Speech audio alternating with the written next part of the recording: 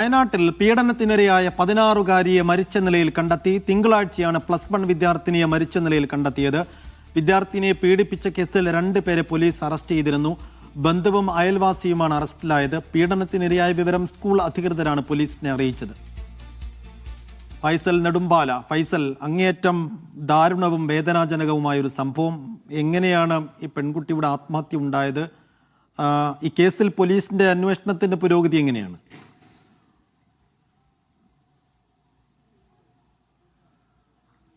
സൈഫു, കഴിഞ്ഞ തിങ്കളാഴ്ചയാണ് ഈ കുട്ടിയെ വീട്ടിൽ മരിച്ച നിലയിൽ കണ്ടെത്തിയത്. കഴിഞ്ഞ ഒരു വർഷമായി ഈ കുട്ടി പീഡനത്തിന് ഇരയായിട്ടുണ്ട് എന്നാണ് നമുക്ക് ലഭിക്കുന്ന വിവരം. സ്കൂൾ അധികൃതരാണ് ഈ പീഡന വിവരം പോലീസിൽ അറിയിക്കുന്നത്. അതിനുശേഷം പോലീസ് അന്വേഷിക്കുകയും 2 പേരെ അറസ്റ്റ് ചെയ്യുകയും ചെയ്തിട്ടുണ്ട്.